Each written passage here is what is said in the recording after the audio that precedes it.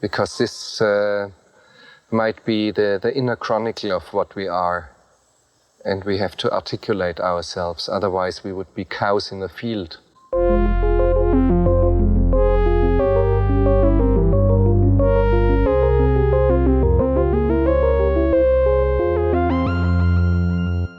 Welcome to Cows in the Field. This is a show in which we discuss philosophical themes in popular films. My name is Justin. I'm Laura. And today we ring in the new year with our first Rob Reiner joint, When Harry Met Sally. Men and women can't be friends because no man can be friends with a woman that he finds attractive. He always wants to have sex with her. So you're saying that a man can be friends with a woman he finds unattractive? No, you pretty much want to nail him too. Grape? No, I don't like to eat between meals.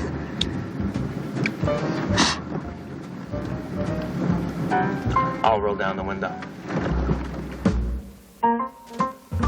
A faceless guy rips off your clothes, and that's the sex fantasy you've been having since you were 12. Exactly the same. Well, sometimes I vary it a little. Which part? What I'm wearing. You tell her about other women. Yeah. Like the other night. I made love to this woman, and it was so incredible. I took her to a place that wasn't human. She actually meowed. You made a woman meow? And we don't have a guest for today. It's just us. Happy New Year. Happy New Year, It's sweetie. 2026. I can't believe it.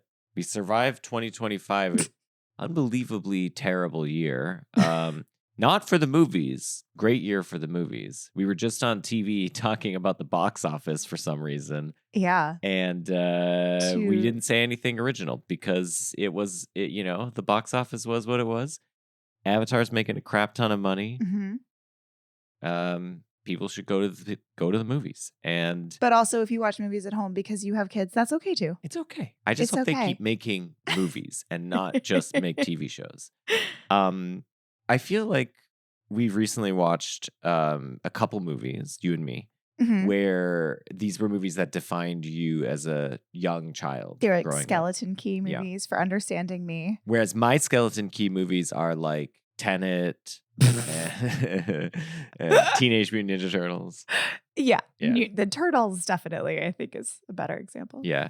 But, this is an 80s classic. And I feel like it defined the romantic comedy for sort of an entire generation, basically for our generation. Even though, of course, it stars boomers, it was, we saw it at a very formative time in our lives. I mean, I did. Did you watch this as a young teenager? But people of my generation did. Okay. And so you saw this when you were what, 7? No.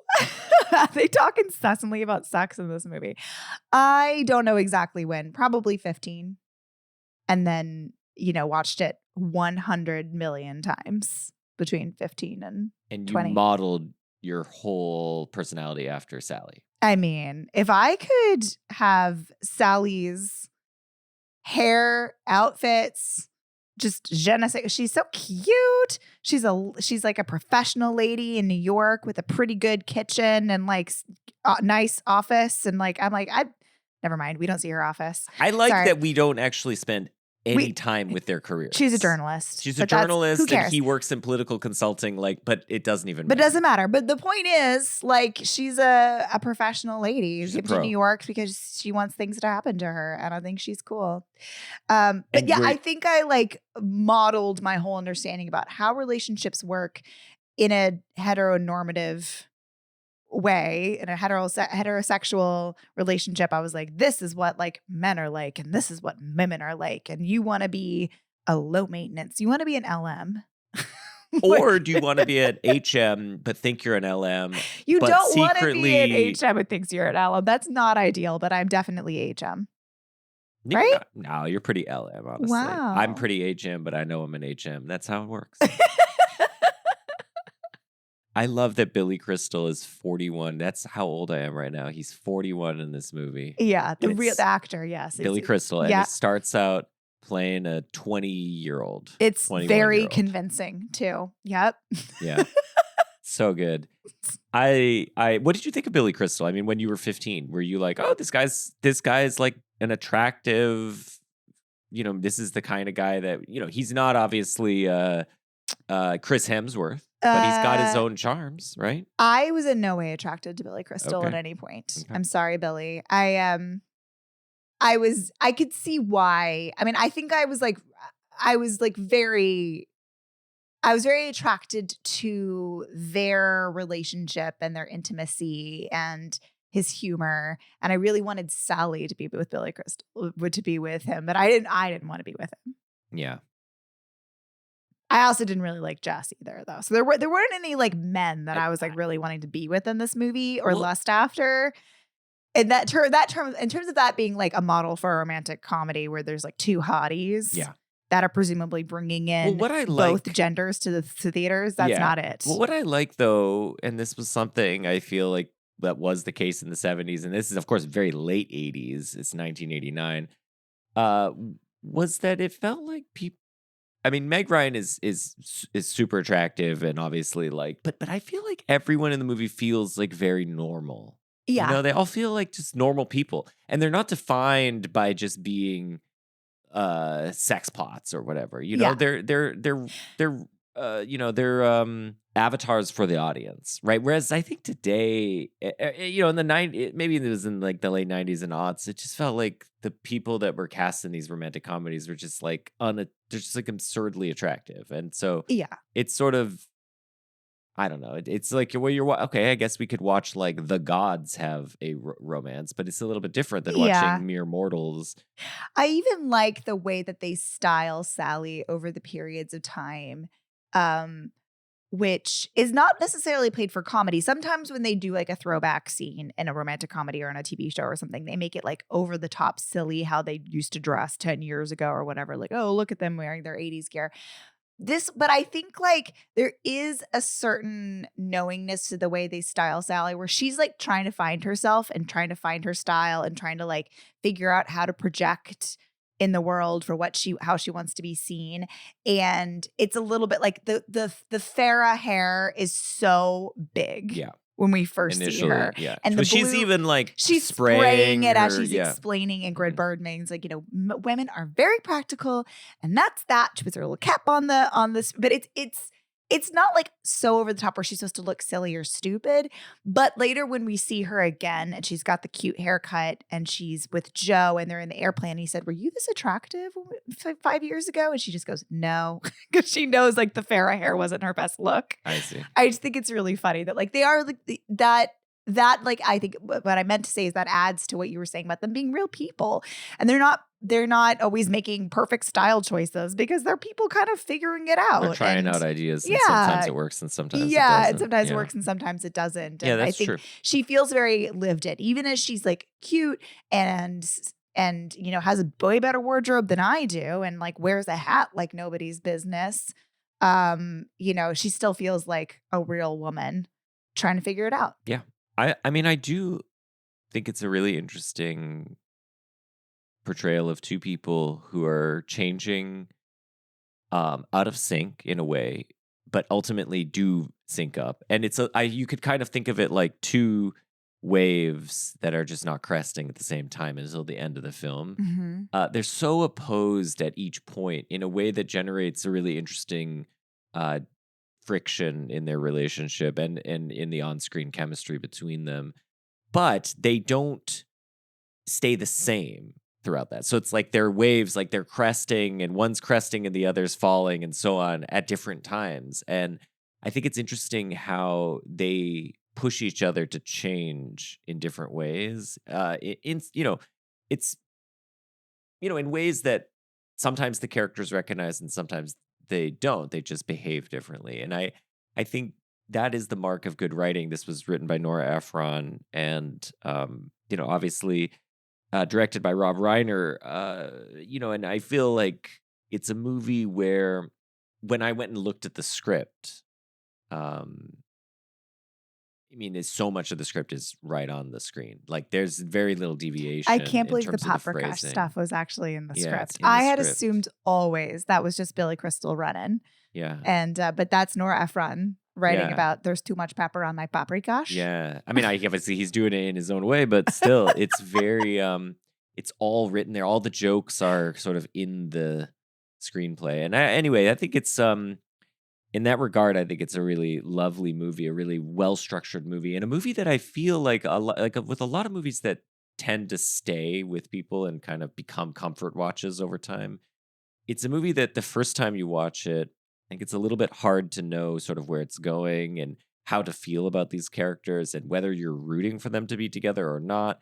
And then the second and third time, of course, you know how it ends, so you can kind of settle into some of it, because I think Harry initially is pretty obnoxious, and he's so arrogant and dismissive of Sally.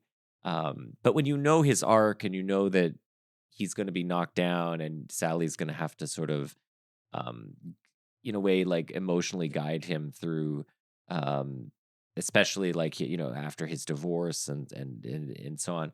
And what they each have to teach one another, it's much easier to take, I think. And I think that's partly what makes the film so successful overall, is that once you get to that end, it's like a movie where you kind of almost want to just rewatch it immediately, because it's so, knowing that where it's going, it's so comforting. Yeah.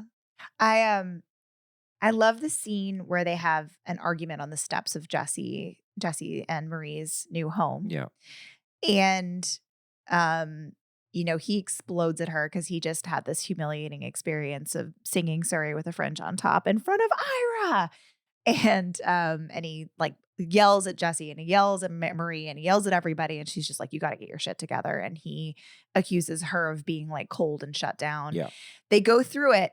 And then at the end, and then she yells back at him and she finally gets fired up finally. And he's like, can I say something? I'm sorry. And then they hug. Yeah. But I love that because we've seen their evolution of their relationship, and they've gotten to a place of like an intimacy where they talk about a lot of stuff. And that's how he's described his relationship with Jesse. I love to Jesse, when Jesse's like, what is going on with you and Sally? He says like, I can tell her anything. I can tell her about the women that I like have sex with. And I think we've all, like, especially maybe when we're teenagers or in our early 20s, have found like a kind of thrill in like having candor with other people about that kind of aspect of your life. And that is a kind of intimacy, to be able to like share the sort of sexual details of your exploits or whatever. But I think it's like a far more telling aspect of their relationship that they've been able to kind of almost shorthand their disagreements. Mhm. Like they know each other's triggers, and they know and they also know like when they've gone too far. Harry does some really great apologizing in this movie. does. He apologizes a lot Yeah. in this movie, like at least 3 major times. What's the statute of limitations on apologies? Yeah. But she and they like, I feel like you and I have gotten to this point. I've thought about it a couple times in our marriage. We're like, we're about to have a big blow up. And then I'm like, you know how when you say it this way, it makes me feel that? And you're like, oh yeah. And you know how when you do that, it makes me feel that? I'm like, yep. Okay. And then we sort of like almost like fast forward through the disagreement. It feels like that's what they're doing. Like they Yeah. know each other inside and out so well. And we haven't seen all of that develop on screen, but we know by watching them have an argument like that and be able to resolve it so well, we know how well suited they are for one another and how far they've come in like navigating those differences. Yeah. I mean, I think that their relationship is portrayed in such non-judgmental ways that it's like it's very lovely, and even when Harry's being a dick, it's easy to love him and root for him, much in the way that Sally does. And I also think the other thing that you mentioned that I want to talk about is the sort of experience of their relationship as being friends first. Mhm. And I think, if this movie has, I think, a central thesis about modern love, it's that there's a tension in the very notion of modern love, which is that at the one hand, you're supposed to be best friends with your partner, and that you're able to share anything with them, intimate details. You're able to confide in them and seek advice from them and so on, and that they know you so intimately. You can be yourself. That you can be yourself with them and so on. But on the other hand, we're talking about romantic relationships which have sexual dimensions, and sexual dimensions of a relationship are complicated by knowing too much and the mystery is often what fuels at least the initial spark in a romantic relationship. And the movie, I think, is working its way through these two contradictory impulses in modern love. It's like this desire to sort of keep some things hidden and thus preserve some degree of mystery and excitement in a relationship, while at the same time knowing your partner as intimately as you can know another person. And how do these two characters deal with that? And it's crystallized in one of the first things that Harry says to Sally when they're going on the road trip back from the University of Chicago to New York. And he says, men and women can't be friends. Mm-hmm. Why? Because the sex thing always gets in the way, I think is what he says.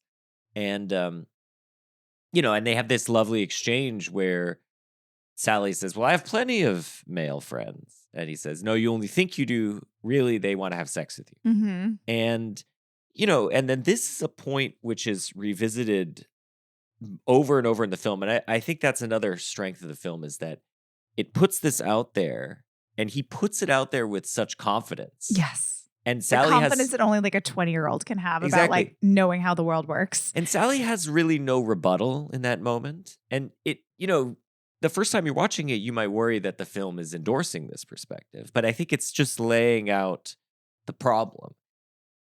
And then the next time they meet up a few years later, they have to revisit this, and Harry has an amendment to his hypothesis, which is, what does he say? Like, as long as they're in other relationships, yes, if both of them are involved. But very quickly, he has to take back that amendment. Yeah. But then he himself changes, because when he's becomes friends with Sally during their, they keep running into each other in New York, and they start to become friends, even after Harry is recently been divorced. Mm-hmm. Sally is in a relationship with this. No, they're both single. They're both single. By the time they meet for the third time, they have both. When they meet for the second time, she's newly with Joe, and he's about to marry Helen. And when they meet for the third time in the bookstore, they are both newly single. Yeah. Harry gets sort of excited by the idea that he and Sally are friends, and that and this is this conversation he has with his friend Jess, played by Bruno Kirby, and he says, it's very freeing. I can say anything to her. Are you saying you can say things to her you can't say to me? No, it's just different. It's a whole different perspective. I get the woman's point of view on things. She tells me about the men that she goes out with, and I can talk to her about the women that I see. You tell her about other women. Yeah. Jess, his friend, is sort of skeptical of this arrangement, like Harry 10 years ago would have been. But Harry seems to be sort of in a contented place with this. And part of the way he does this is that he has this fulfilling female friendship with Sally, but he's bifurcated his sort of relationships between that, because of course his relationship with Sally is very different from his relationship with Jess, and his sexual relationships, which he has all these sort of liaisons with women that are sort of meaningless and are remarked upon at various times by Sally. And so he's just kind of divided up his life, and he thinks like maybe this is a way of solving this problem of, you're best friends with someone that's in a way you're romantically involved with, because it's this kind of monogamous female relationship he has, but there's no sex. And the sex all comes from outside. And I think it's interesting because Sally seems very different in how she approaches this. She is, I think, well, I'm curious what you think, but I kind of read her in this moment of the 10 years on point as intrigued by what she has with Harry, but potentially wanting more, and but not quite sure sort of what it is that she wants and how to go about getting it. Mm-hmm. And then I do think that what she ultimately wants in the end is for Harry to love her romantically. But she hasn't maybe admitted that to herself in this moment. Yeah. And but I think when she says, I can't do this anymore, I'm not your consolation prize, that has been, Right. it becomes like it.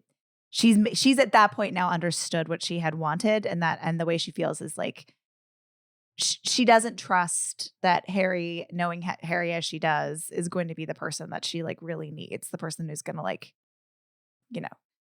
devote himself to her completely. And I think it's so interesting because, of course, Harry worries that the sex is going to jeopardize the relationship that they have. Mm-hmm. And so when Sally learns that her ex is marrying the woman he dated after Kimberly. her, I love the way she says Kimberly. And she calls Harry crying. Actually, Sally has a boyfriend at that point. Remember?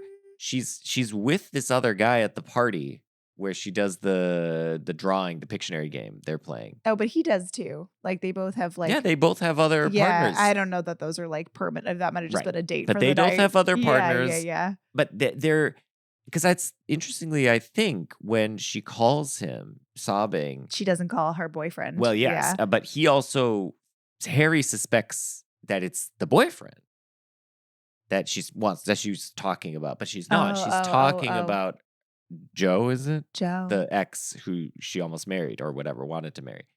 And then Harry goes over to her house. I think it's really lovely just how sort of quickly, and selflessly he's like, I'll be right there. Like he knows. Yeah. And I think also, just one other sidebar on that. I think he has previously told her, I want, why don't you show any emotion about your exes, and here she is now sort of laying herself bare for him. So then he goes over and, she says, I think this is again very telling. She says, he asks her, he's like, well, would you take this guy back if he wanted you back? And she says, no.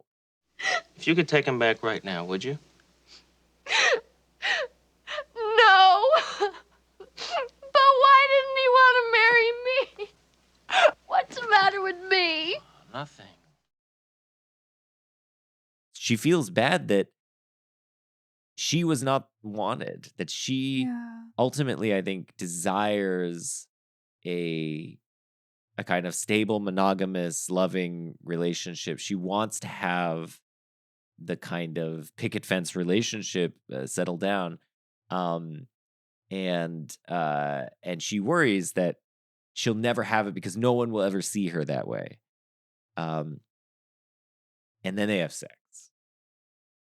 And then that completely disorients Harry because it's now this thing that he has been sort of living out this sort of fantastical version of his life where the sex and the sort of romance, so to speak, are bifurcated. Mm-hmm.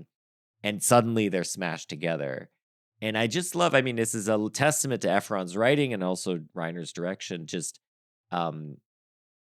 how you understand why Harry would feel that way. Sure. But of course, his reaction makes Sally, who feels like she just got what she's always wanted, is like, now this guy who I've sort of always wanted to love me is now in love with me. But then he reacts like negatively. And this pushes her, and now she thinks, "Oh God, no!" So I think too, like he doesn't even react that negatively. Like he looks pretty shocked, and we see that as viewers. But like he's trying, we already know from the plane conversation that he would prefer to get out of there after 10 seconds of holding. And he's like, somewhere between 30 seconds and all night is your problem. He stays the night. Yeah. He says he has to go to work. He leaves, but he does have to go to work. Like I feel like he's doing his best to not flee the scene the way maybe he physically wants to in that moment where he's freaking out. He knows that she wouldn't feel like that would make her feel insecure, and he's trying to be there for her. And he's like, I will see you tonight. Like, I just got to go to work. Let's have dinner. He's, is he being incredibly effusive and so excited and like, I'm so happy we had sex? No, but she's so quick to read everything as she talks about later when she's yelling at him in the kitchen of Jess and Marie's wedding, like, you were flying out of there, you couldn't wait to flee the scene or something. And it wasn't quite that way, but she's sort of willfully misreading him, being uncharitable towards him in a way that she's never done for him before. Like, they've been much better at reading each other and much better to be more honest with each other up until this moment when the sex happens and it makes a break. Yeah. So the sex thing does get in the way. It unfortunately gets in the way. I mean, I think the other dimension that I think is the film is playing in a little bit is this is the other dimension of how we square the circle of intimate knowledge of another person and retaining enough mystery to have sort of sexual desire or whatever, is that so much of the sort of initial romance plays out, and not just even initial romance, but like, any kind of initial surfacey interaction plays out through this is in human life in general, but like in the movie as well, plays out in under the guise of a social script or a kind of pretense. And what I think is, interesting about Harry and Sally is that pretense is never there, really.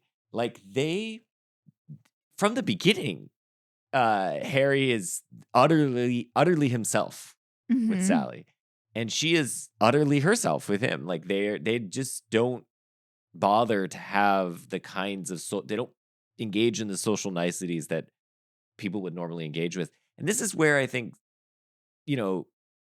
that kind of, there's this desire to sort of peel back those social niceties, penetrate them, and see the person for who they are and understand them and truly, and with the sex, what happens is all the social niceties go back up, right? And they say all the things they should say to comfort the other person, but they're not honest with one another. Yeah. And they immediately know that. Yeah. And then they realize, like, this is exactly what we didn't want. We didn't want to have, what we enjoyed with each other was having the kind of freedom to just be ourselves and make funny voices while visiting art galleries and stuff.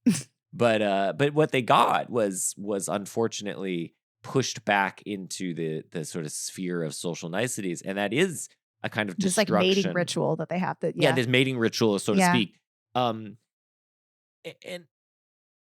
I think that is in a way close to the end of the movie, because then the last bit of the movie is Harry sort of he's doing a traditional holiday grovel. Yes, that's right. He's in his own way trying to reach back out to her. But what's interesting, I think, is that he's doing that not knowing what the outcome is, like, or even what he wants. I think initially he's just like, I don't like not having my friend around. I'd like to have my friend back. And he thought it would be cool because they had that dinner where he was like, yeah, it was a mistake. They both said it's a mistake. So aren't we back to normal? But they're not, because of course Sally wanted something more. And this is they cannot in a way go back to the pre-sex state of just we're friends. And then, Harry on New Year's Eve has this lovely, he's kind of walking and he realizes, he thinks back to all the various moments they've had, and he kind of realizes. I love that inner monologue too. Does that happen at any other point in the movie?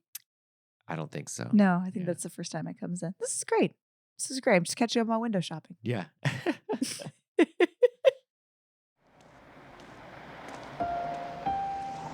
This is much better.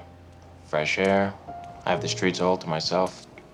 Who needs to be at a big, crowded party pretending to have a good time? Plus, this is the perfect time to catch up on my window shopping. This is good.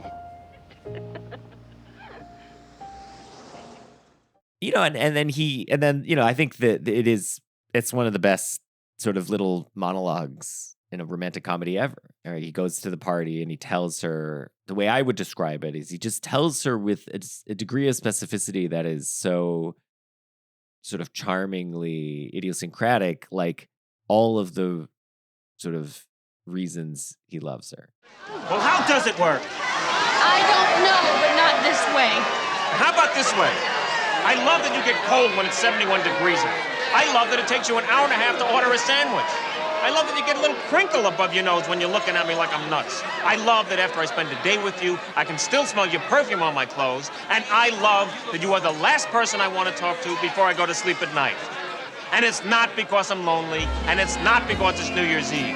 I came here tonight because when you realize you want to spend the rest of your life with somebody, you want the rest of your life to start as soon as possible. You see? That is just like you, Harry. You say things like that and you make it impossible for me to hate you. And I hate you, Harry. I really hate you.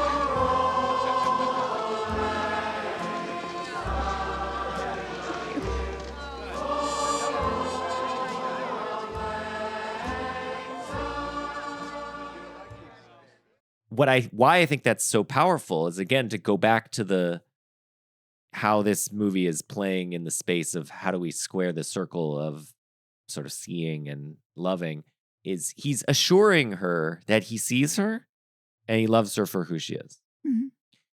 So there's no risk anymore in that if you learn that this person, like, I don't know, smells a certain way or something, like you'll be grossed out by that or something, like, so you don't, which is why we wear deodorant and perfume, and we like apply it, a lot when we go on dates and stuff. But he's sort of showing that he can kind of see through all of the niceties and see her for who she is. And that's ultimately what she wanted all And along. he's assuring her that this is not just because he's lonely and not because she's not a consolation. She's not a second choice. She's not like a default choice. She is the one for him. I think that's the sort of, that's the thing that the film at least positions us as, in this sort of way, as the risk of when you get to know someone, they'll see you and actually be disgusted by you in a way, No. or not attracted to you anymore or something like that. And the movie sort of promises us that there's the possibility of seeing someone and loving them, which is, I think that's the happy ending that we all want in the modern world, right? In modern love, it's like, okay, I know there's a billion people and I could meet any of them. And I could just, if I had a spreadsheet, I could figure out the optimal person. But what about these people here? Am I going to take the risk? And, are they going to be the ones that can I tolerate enough of them? Can I love them right for who they are? And I think a lot of, in the modern sort of world, especially with like dating apps and stuff, I think it's a lot of people feel sort of burned out by that whole process, and they just don't even, to the point where they don't even think it's possible. Like, I don't even think it's possible to have someone that can see me and love me for who I am, and this movie sort of assures us of the possibility of that, and not just at the end of the movie.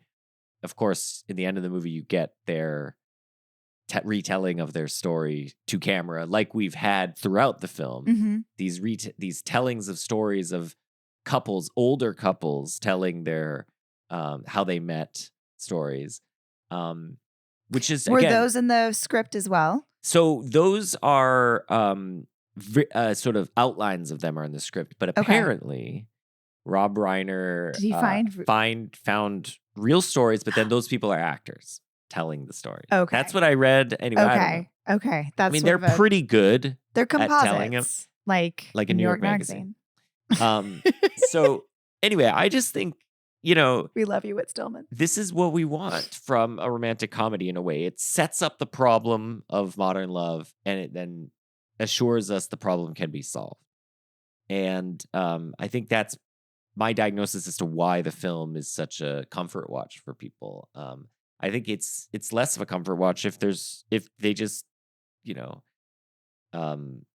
if it's like Cinderella or something, where they just, when it turns out you're really pretty and everybody, it's like, no. There has to, the conflict in Cinderella is like, can she be seen, by the prince or whatever. The conflict in this is when you're seen, the person will still love you, I think.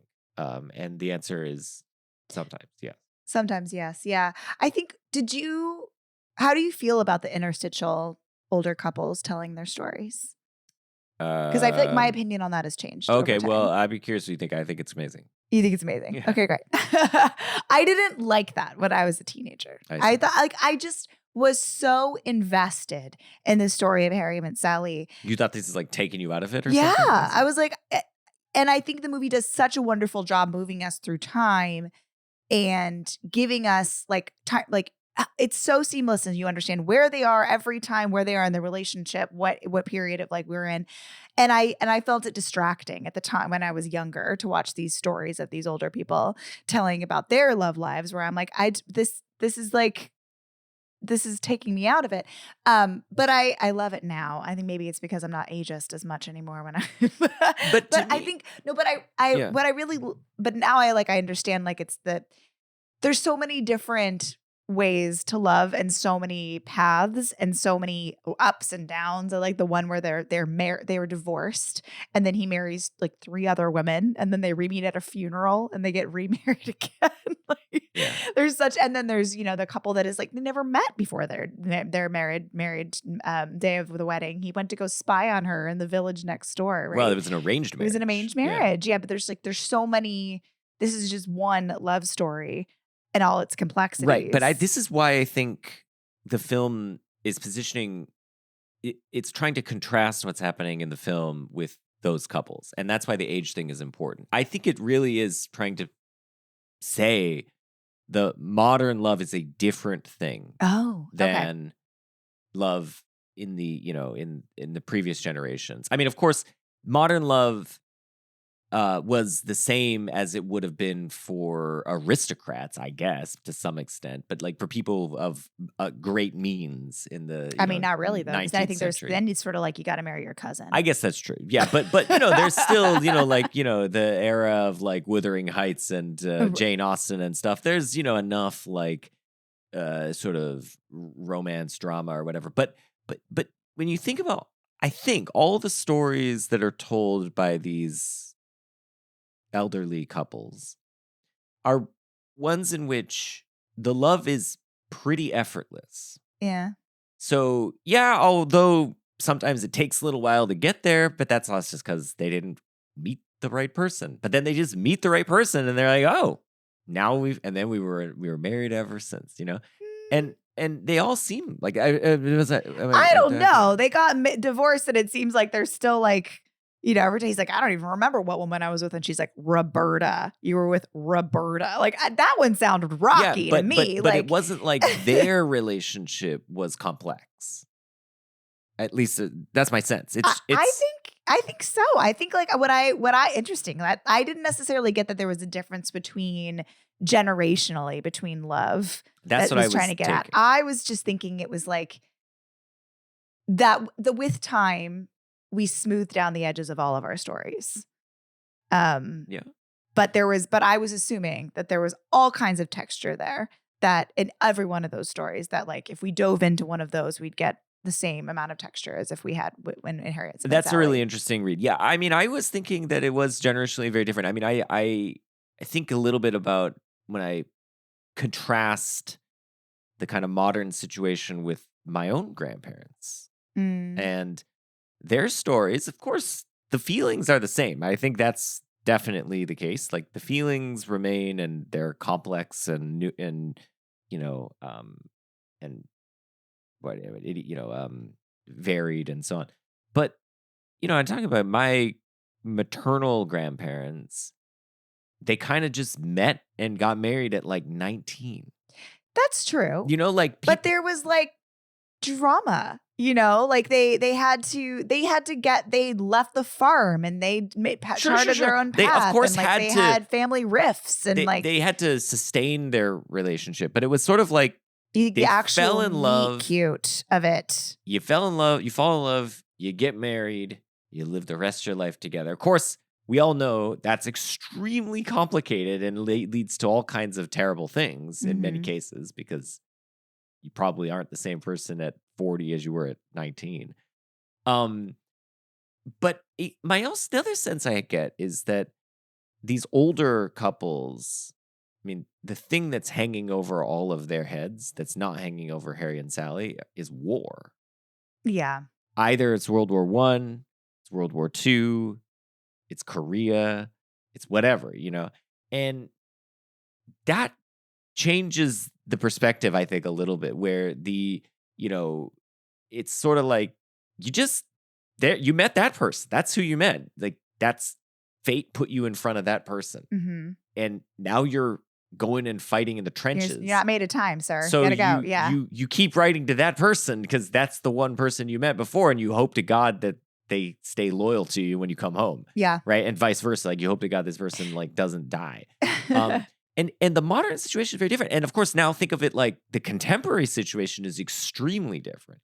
Because in the modern situation, at least as depicted in Harry Met Sally, of course, it's very modern because it's the city. That's the other thing, is they're in New York City. I think it's really crucial that it's New York City and not like some small town. I think the small town situation would be very similar to the parents, to the older generation. But it's New York City. There's lots of people. Everybody's doing their careers. They're focused on this and that. And, they're 40. How old is she at the end? 36. Yeah. They're 36 and they're just now realizing that their best friend, they're in love with their best friend or something like that. Like this person that they've sort of had in their life this whole time is, and why is that? And I think a part of it is that in New York City, when you are a young professional, you can be like Harry and just have sex with random people. Mm-hmm. It's just like something you could do. And that's something people did. And of course, now you've like Tinder or whatever, like people are just, hooking up. You have all these dating apps. This is what Justin assumes that the youngins are out doing. Just like sex all the time. Well, I don't know. It used to be you'd have to go to the bar and it'd be real awkward. And now you just swipe. And it's still awkward. And it's incredibly awkward.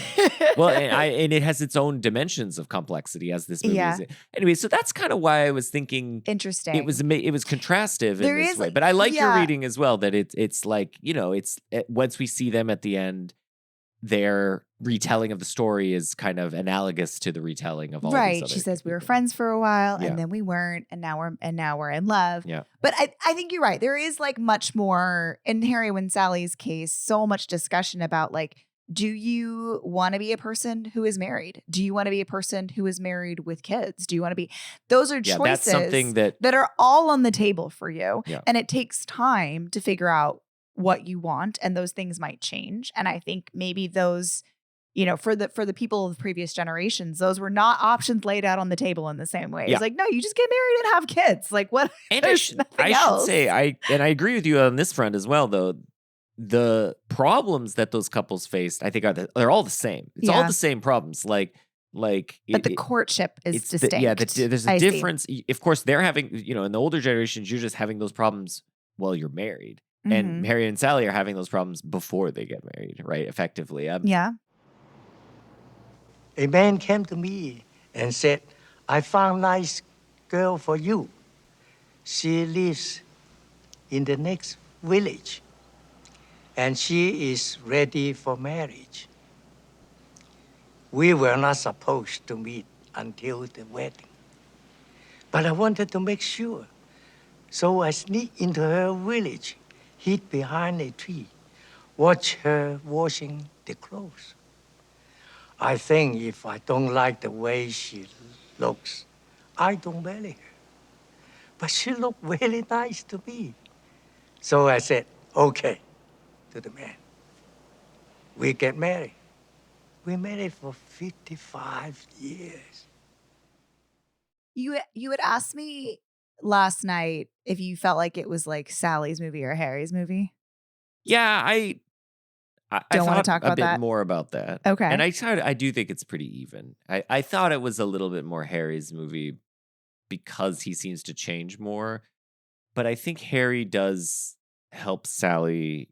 They each help each other change. And one of the ways he sort of helps her change is he helps her learn how to open up to him and to other people, and to sort of be okay with having sort of some vulnerability and strong feelings and stuff. Yeah, but no, but I do think you're right in that the person with the most agency in this movie is Harry, and that he is the one. It's his. She has made. It seems like she has made the decision unconsciously that she wants to be with Harry, and then it becomes more conscious after they've had sex. But she doesn't do anything about it. Like, she's sort of just decided to close herself off again, and so it's Harry. It's up to Harry to make this, to like be the engine that propels this movie towards the end. And we don't, a lot of like, I feel like his thinking is a lot more made transparent than hers is in the movie. Not that I think the movie like favors him over, or over, like, feels like he's right over Sally or something like that. I think like they're both. I think Nora Ephron and Rob Reiner like love both characters completely. But I do think like we end up sort of in Harry's headspace more than Sally's. It is a film that I think is embedded in a patriarchal system in which the man has agency and the woman, though she has desires and is depicted as having desires, is unable to realize those desires on her own. And she is the object for which Harry has to come to realize he's in love with. Yeah. Of course, she's in love with him the whole time and has been sort of waiting for him to give that speech. And that she's waiting, like in her fantasy where the nameless man rips her clothes off. Right. I mean, I do think, again, it is interesting that in her fantasy, she is attacked effectively. And in his fantasy or dream, he is having sex he's and performing. is performing and is being judged by his mom. But again, I think, this is not to shade the film. I think it's kind of inevitable that romantic comedies, mainstream romantic comedies, are going to be embedded in the patriarchal system in this way because, I mean, these are shorthands which allow you to tell stories like this efficiently so that the audience understands it and so on. If you give too much agency to Sally, then Harry would be depicted as passive, and then the audience might not. That works too. Although honestly, like Sleepless in Seattle is Meg Ryan. That's a Nora Ephron film. Meg Ryan being the pursuer a lot of the time. I mean, it's in kind of a weird space because she has a partner, but she's obsessed with Tom Hanks from this story that she's heard. Like, she's really like drawn to him, and she's the engine of that movie. So it can work both ways. But I will say, I mean, like, sometimes there are moments in Sleepless in Seattle where you're like, this lady is a real creep. That's the thing, and that's the concern is that exactly. She would then come across as psychopathic, and he would then come across as passive and weak. And this film doesn't have those dimensions because the gender roles fit the patriarchal mold. He is not seen as weak. He's just seen as sort of confused, but ultimately he's the object of, he's the subject who exercises agency. And she is like a perfect object of desire because she just wants to be desired by him.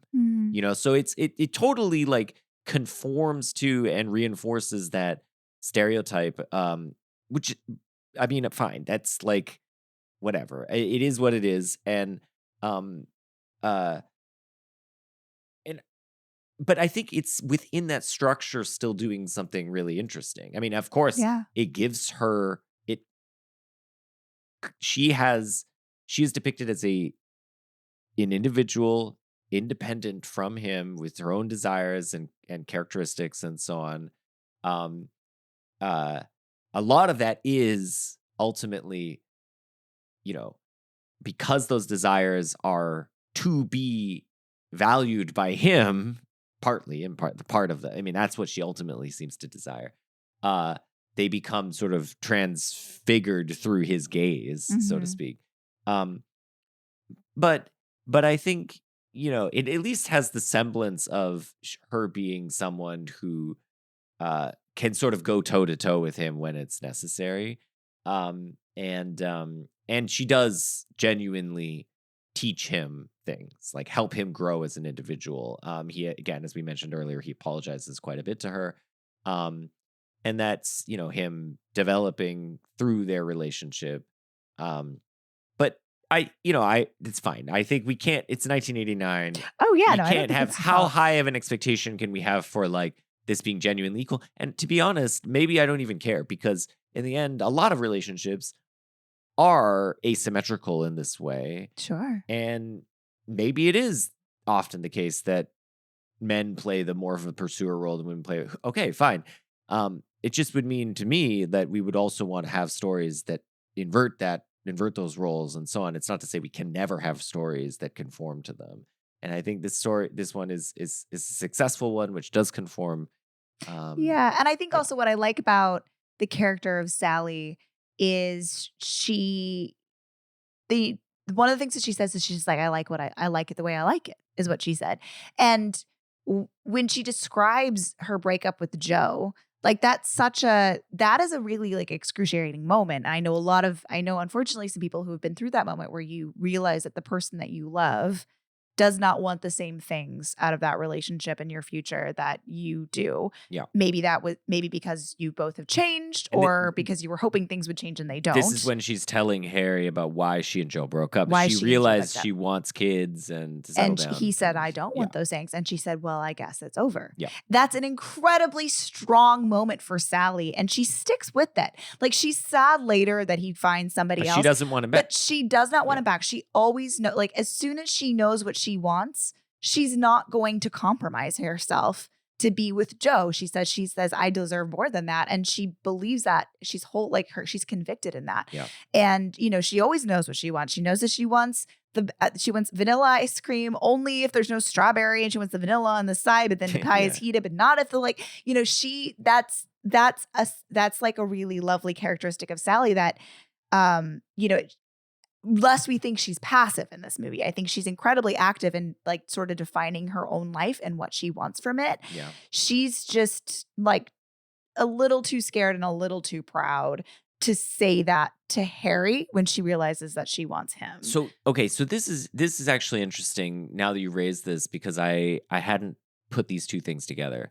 I was thinking that Sally her desires are defined entirely in relationship to Harry in terms of being desired by him. But you're right that she does express this desire for domesticity. She wants a family. Yeah. That's now. Yeah. What's interesting is that Harry satisfies the first desire at the end in the New Year's Eve scene. Yeah. He tells her, I love you for who you are. I see you. But he does not give any indication that he wants a family and that domesticity is something that, he desires too. Yeah. And so insofar as that was a deal breaker for her and Joe, we have not resolved that. No. Of course, at the end of the film, we get this and then we lived happily ever after sort of but we don't hear whether they have kids or anything. So, I do think it's actually kind of interesting, and this may be a way in which the film is taking Harry's side, so to speak, or perspective, is that it kind of forgets about that aspect of Sally. And to the point where I even forgot about it. And I was like, yeah, it's a happy ending. She got exactly what she wanted. Not quite. She got half of what she wanted. And you could imagine a very dark turn. You could imagine a cynical coda to this film. Oh God. Which is that 5 years later, and she's screaming at him that, he won't, he only ever thinks about himself, and he doesn't want to settle down and slow down and all that stuff. You could see a cynical take on this, which is actually, no, they didn't get what they wanted. No. In fact, hold on, back up. We don't totally forget about it. So in the scene where she says to Joe, Joe, I was telling everybody Joe didn't want to get married, but in fact, he didn't want to marry me. He didn't love me. She says, and it's different for men because Charlie Chaplin had babies when he was 72. Yeah. And he says, but he was too old to pick him up. But she's making it pretty clear, I wanted not this. I have an internal clock that is a ticking, and it hurts me that I have not found the person who loves me back and wants to make a family with me. Yeah. And then they proceed to have sex, and he's panicking because, like, I think he understands that he knows that, like, if he's in a relationship with Sally, like, then she wants the whole thing. She wants the babies. I think if he runs to her on New Year's Eve, he's ready for it. He does not say and let's have babies, but like, you know. But that's the thing is I think they're gonna have babies. I think he's ready. Well, let me ask you this: I can't remember all the moments that he's remembering when he's walking through Central Park and then eventually running to Sally. Yeah. But it's probably not her saying that she wants babies. But that's the thing is there's a way, I think, to convey that exactly what I think you're suggesting, which is explicitly, which is that, like, yeah, he actually wants to settle down with her. I read it as, now, granted, I wasn't thinking about that, but I just, of course, you weren't thinking about the babies. But it's not explicitly depicted, so I forgot about that. Yeah. But here's the thing: what I see in all that is just like he's like, wait a second, I actually love this woman. Mm-hmm. Step one. You're right. That's step one. I mean, does he want to now have kids? I don't know. He seemed prior to that, he gave no indication ever that he wanted kids. He's just casually sleeping around. I mean, yes, he was married, but they didn't have kids. We've never seen him interact with a kid. Yeah, exactly. Yeah. So anyway, that's why I just think, like, you might be right that, like, that's why he's so worried after they have sex. I mean, they have a conversation about babies before they have sex. My read on that was just that it's basically ruined the situation that he had created for himself, which is to bifurcate the two. I think that's also true. And so I think he's now just like, oh crap, now I put my best friend at risk. I may not be able to be friends with this person anymore. And how am I gonna manage that? Because he does want to be friends with her. It's like this weird thing where it's like he loves her, but now he's realizing, but I've had sex with you, so now I can't love you anymore. Like, it's this strange, because he's concocted this gnarled, like, situation in terms of how carefully he's separated his sex life and his sort of quote unquote love life. Anyway, that's what I read, but you know, yours is a more sensitive read of the character of Harry. It's sensitive or charitable, but I think, like, reading of him as a sensitive person. That's what I mean. Yes. I just don't know. You don't know. It's not clear to me. You're right. I mean, it's a very cute speech that he gives, and it doesn't say, like, when you want to, he says, when you realize you want to spend the rest of your life with someone. He doesn't say when you spend the rest of your life with, and then make more people with them. Sure. One of the things, but that's a bit of a mouthful and a little heavy-handed for New Year's Eve. All the things he says, and this is why I called this out when I mentioned this speech earlier, is they're all little idiosyncrasies about her that he loves, and then topping it off with, and I love that you're the last person I want to talk to before I go to sleep at night. Like, that's what it all amounts to. The speech is entirely like, I love this little crinkle in your forehead. I love you get cold when it's 71 degrees out. I love how long it takes you to order a sandwich. Like, just little quirky things. Great. That's amazing. That's step one, as you put it. Like, that's like, step two is, are our life goals in alignment? Yeah. And maybe not. Now, granted, getting step one sorted out can go some degree towards step two, right? Because if you really love someone, then you can bring some of your other life goals into alignment. You could just will them that way, right? You can make concessions and so on. And that's what you do when you're in a long-term relationship. You have to. Especially because, you know. But it's just that, you know, I don't see either of these characters as having very healthy and sort of prior relationships. They have sort of, they're young. Yeah. Yeah. And it's not clear that, like, do you think that they're, I think, though, before they got to the coconut cake with the special sauce on the side, Sally did what I did with you and, you know, got it in writing that you would give me a baby before we got married.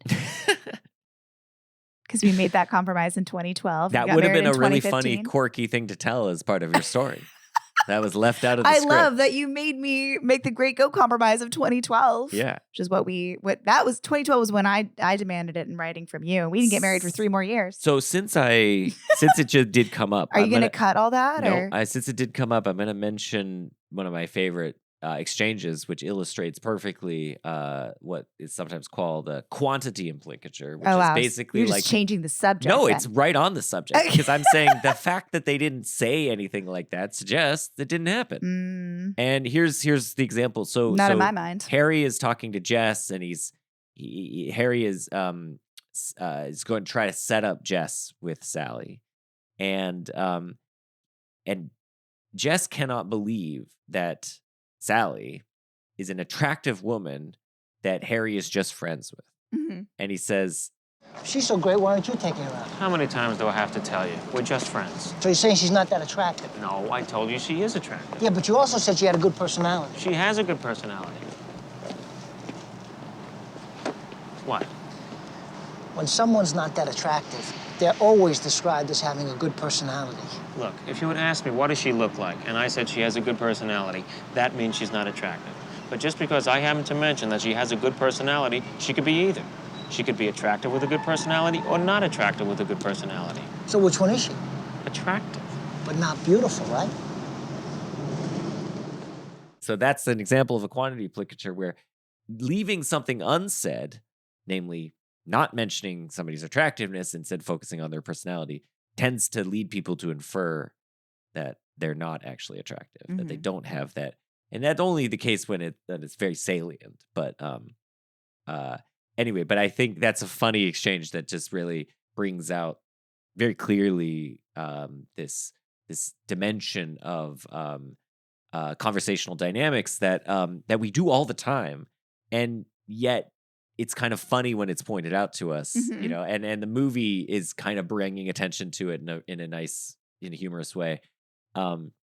Anyway, so quantity implicature. Why is it called quantity? You can ask me about that some other time, but that's an implicature. Not tonight, sir. It's an implicature theorized by Grice. I'm going to use it as an example in my class, I think, just because I think it's a nice one. Did you have a favorite of the old couple stories, since we were discussing that earlier? I really like, I have to say, What's your favorite? I really like the Chinese couple. Yeah. And he's like, she look okay to me. She look okay to me. Yeah, I know. I'm kind of fascinated by arranged marriages and their success. Well, we were an arranged marriage. So obviously. Yeah. We arranged it for ourselves. For ourselves. Yeah. By an ironclad contract that you are never getting out of. Yes, the goat. It was signed in blood. It was signed in goat's blood, actually. Yeah, it was like, yeah, we shaped. People want to know what this is, and we're not going to explain it. The Great Goat Compromise. Yeah. Of 2015. 12, dude. 2012. That's what I'm it was saying. that early. That's what I'm saying. I was like 3 years before we actually married. I was like, you have to promise me that there's a baby in this future, otherwise I'm getting out of here. Yeah. I'm not wasting my time. I'm 21 years old. My clock's a ticking. Yeah, you were the Sally in this. I've seen Harry Met Sally. Exactly. Yeah, I think When Harry Met Sally was very informative to me in many ways. Is this your favorite Rob Reiner film? What are some other Rob Princess Reiners? Bride. I love Princess Bride, but it's been love. a long time. Yeah. I think it is. I think the combination of Rob Reiner's sweet touch and Nora Ephron's writing is... It's a nice just combination. Like perfection. It's very it's very homey, and I think that makes it's very comfortable. And I think like so much of it has become cliche, but just like all the beautiful like scenes in New York, people cross country skiing through the why am I blanking on the name of the giant and Central Park. Oh yeah, of course, and the fall foliage and the outfits. Like, yeah, it is like you just want to like get into it like a warm bath. Yeah, and you like this more than A Few Good Men, although I know you like A Few Good Men. I do like A Few Good Men. I do. Yeah. And you like this more than Spinal Tap 2? I haven't seen Spinal Tap 2. Do you like Spinal Tap? I mean, we can't. We'll have to watch Spinal Tap 2 and get back to the audience on that one. Well, what's your favorite Rob Reiner I think film? it's this one. I think it is for exactly what you said. I think that's my view. Yeah. Really, it's a. But we'll get back to the folks when I see Princess Bride for the first time. Yeah, this man has not seen Princess Bride. You've always said to speak to our the looming presence of a child that was not there for a long time in our relationship, but was very much promised. At times when I was like, "You haven't seen Princess Bride? We should see Princess Bride." You were like, "It's a kids movie. I'll watch it when we have kids." Yeah, well, that time is fast approaching because it's been on the calendar for movies to watch with our son. So. Aren't you so happy though? We've gotten to this point now where you can watch movies with our son. I can't. Yeah, I've been trying to get him to watch Lord of the Rings. Yeah, I think you're gonna need a few more years on that one, sweet pea. It, but we're gonna get there. He can tell how bad you want it though. You gotta chill out a little bit. I just keep mentioning it. Yeah, I'm like, should we watch Lord of the Rings? The desperation is coming through. It's like with dating. I think you gotta not come on so hard. Yeah. I think you got to be a little bit more subtle. Don't want to show your hand. Yeah, exactly. You want to be like, I'm pretty subtle. Are you free tonight? I'm pretty subtle. I was like, so, see this ring on my finger? Of course, when we were first dating, you were too subtle, and then I thought you didn't like me. Yeah, that did happen. So you gotta thread that needle. Clearly, I don't know how to. That's true. You either come on really hard, or I have to ask you for a hug at the end of the date, and I think we are going to be friends. It's Harry Met Sally all over again. We are at CowsPod on Twitter and Blue Sky. You can find us on the web at cowspod.com. And if you enjoyed this episode, please subscribe. And you'll see there's a whole bunch more episodes that we've done, 150 something. Coming up next, we have Body Heat. Oh my. Yeah. Talking to Alex Kugelman, director of Don't Trip. That'll be fun. Body Heat coming up next. And then after that, we're going to be doing we're going to be doing Tenet because I had to do a replay in there because I'm busy this January. So we have throw in the replay, Tenet replay. And we usually go dark this weekend. Yes. But we did we felt like When Harry Met Sally was an appropriate New Year's film. Yes. We wanted to celebrate Rob Reiner and the unfortunate news and everything. But Tenet replay, and then after that we're going to be doing One Battle After Another and Marty Supreme. And the guests, if you follow us on social media, you'll know who the guests are. So they're awesome. So you should check that out. And we'll see you back here in 2 weeks with Body Heat.